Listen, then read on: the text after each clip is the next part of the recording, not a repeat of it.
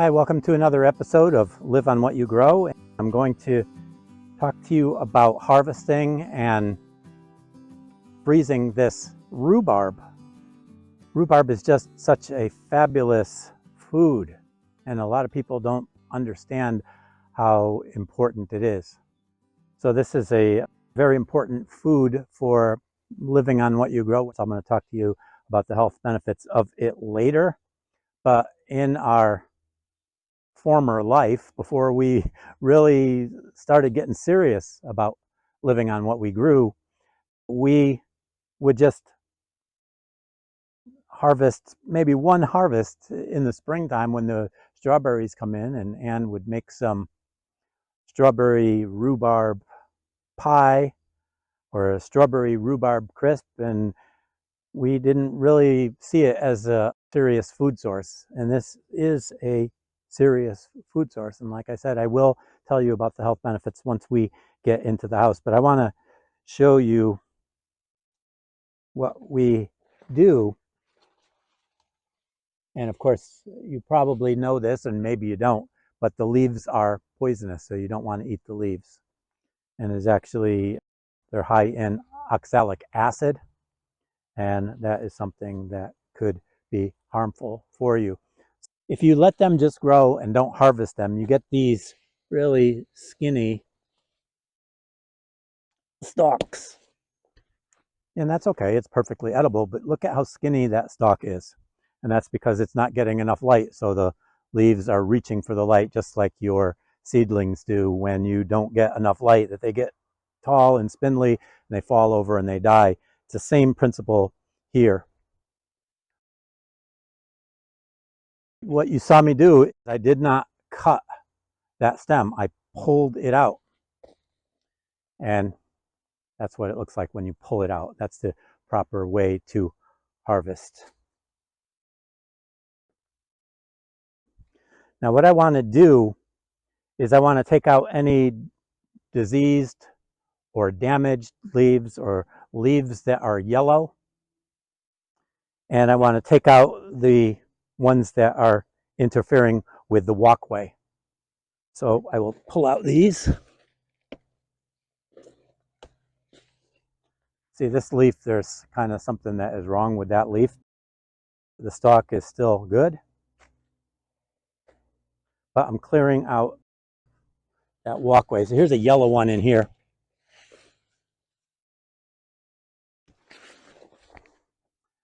And there's probably maybe 12 inches of usable rhubarb on that.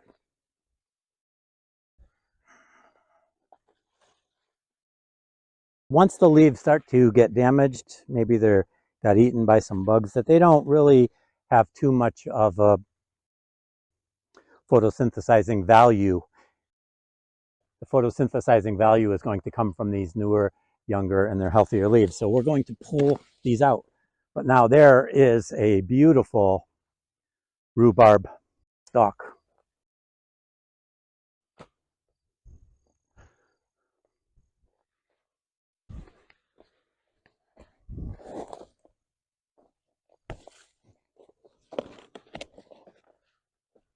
Okay.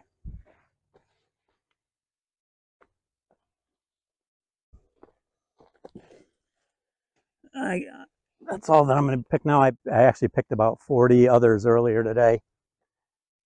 And here they are. Here they all are.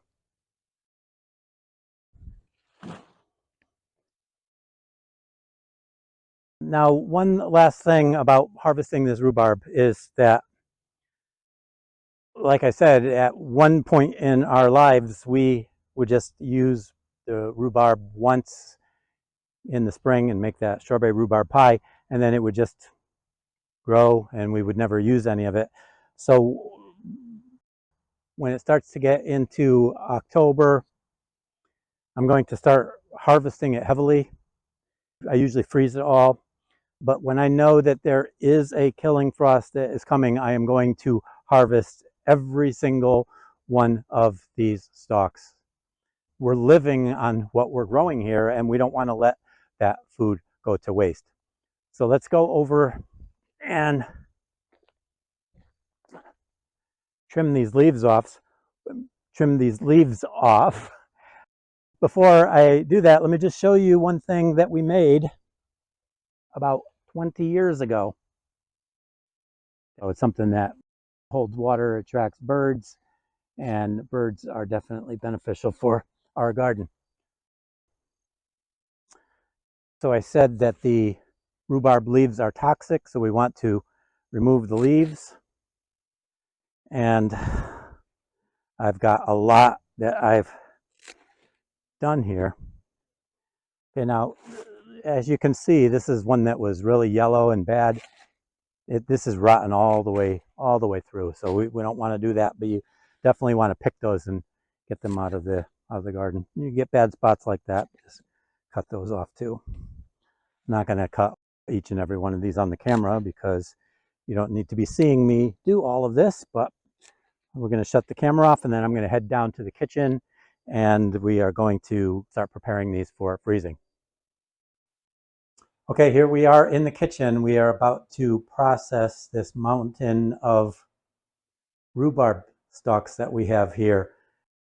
You know, you look at that and you'd say, wow, I've never stored that much rhubarb before, and yet we do about 3 times as much of this every year, and we use it all up, something that we never would have understood before. But there are a lot of health benefits, and I'm going to be talking to you about that while I'm doing some processing. Now, we've already washed all of this already. Okay, so we're going to be processing this for freezing. You can also harvest it and can it. You can even dehydrate it. There are a lot of different ways that you can process it, but we are going to process it for freezing. We're going to cut it into chunks and put it on these trays, put it in the freezer, let them freeze, and then we're going to put them in either plastic bags or in Tupperware containers or something like that.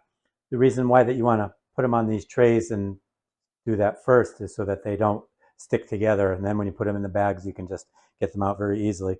So the first thing you want to do is you want to take a look at your stalk and you want to remove any areas like this right here, and I use a paring knife for that. Now what I like to do is cut more than one at a time in order to save time. Just going to look over all of these here. There's a bad spot on that one.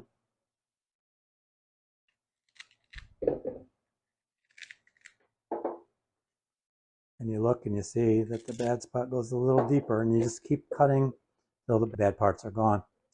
Now, there's one study in the Journal of the American College of Nutrition that they found that eating rhubarb stalks lowered your cholesterol. The study actually showed lowering the cholesterol in men who had high amounts of cholesterol.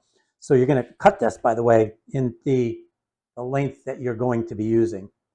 Now, Anne, in her cooking, oh, there's another little bad piece there. Just take those off.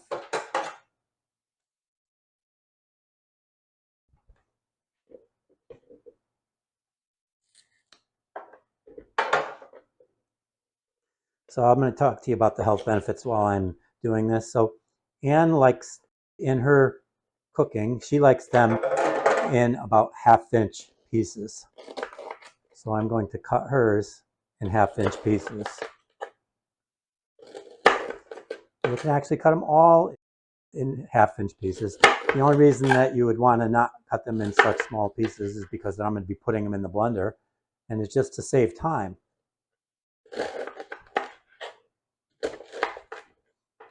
Now I'll probably only do a very small portion of this pile because I don't have enough room in my freezer to put all of these pans.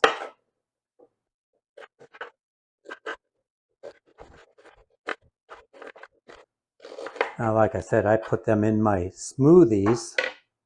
I actually have one of the frozen ones. I make these 4 at a time in my Vitamix, and I put all kinds of good things from our garden in here. And the important thing about the rhubarb is that you're adding a sweetness or even a tartness to the drink, because if you just put lettuce and spinach and Swiss chard and zucchini and beans and tomatoes and carrots, it's really not that appealing. You want to have some kind of a sweetness or a tartness to make it taste a lot better. So, like I said, I put beets in here, and I drink a smoothie like this just about every day throughout the summer and winter. But the rhubarb it's a very important ingredient for me because of the flavor that it adds. I've made them other ways with water, and it just doesn't have a good taste. You seem like that you have to put some lemonade in it. So looks like I do a little bit more. I'm not going to do the rest on the video, but let me just tell you a little bit more about the health benefits of the rhubarb. That the tannins in the rhubarb have been found to improve digestion and gut health. It's rich in vitamin K, which is a key nutrient for improving bone density and lowering the risk of fractures. So can you imagine if we had to live on what we grew, and maybe you didn't have medications that you were using to try to control your cholesterol or to control your bone density, that you'd want to have something that you grow in your garden that could provide some of those same benefits. Now, one of the most exciting things is the Pterostilbene. And I didn't realize that they were high in Pterostilbene, which is, it's a very important nutrient that hasn't really gotten a lot of notoriety yet.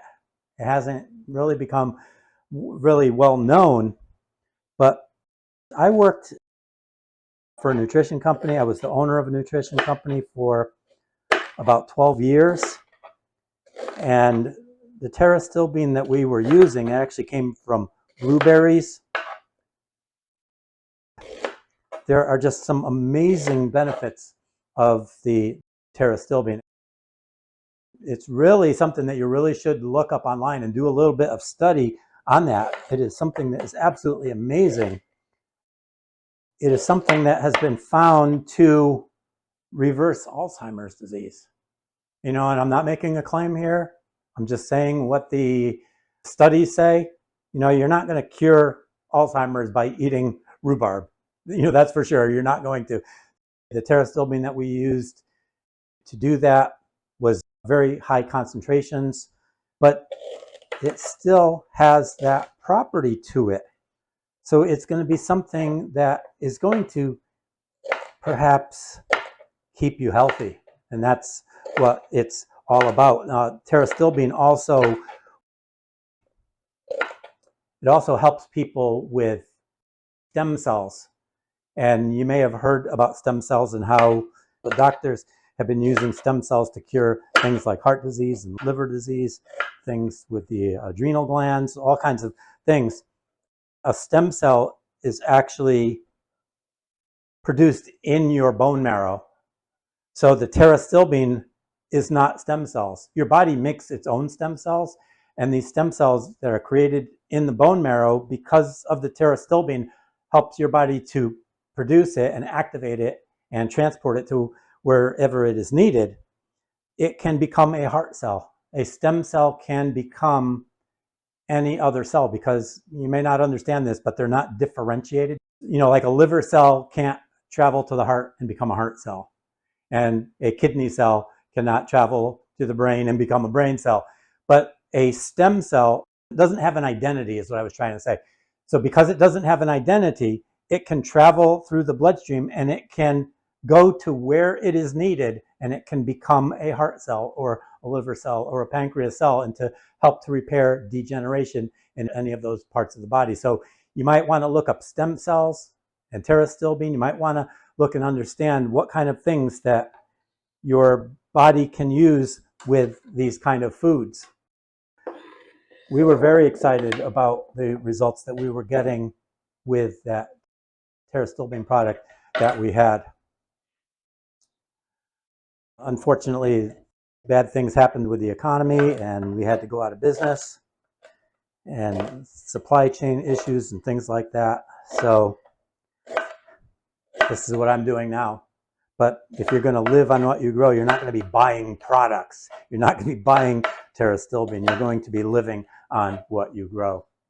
Now, rhubarb also is very high in the anthocyanins, and that is a compound that gives the rhubarb this red color. It's found in red grapes and in deeply pigmented foods. And the proanthocyanins and the anthocyanins, there was a study in the annual review of food science and technology. They found that eating foods that are high or rich in anthocyanins was associated with less inflammation and more protection against chronic diseases like diabetes. So that is an important food too. While you're cutting them, if you see any areas, you see the black spots in there, you could just go through and, once you see one, then just look through all the ones that you just cut and make sure that you're removing anything that may be damaged. You can see that piece right there. So I'll cut this one up, get it on the tray, we'll get it in the freezer, and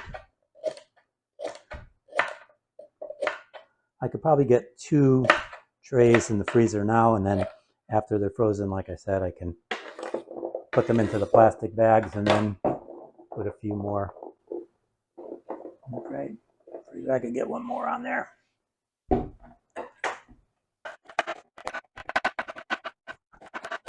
If you're going to be just using them in your smoothies, you don't have to cut them this small because you're just going to blend them up. Okay, so here we have our first tray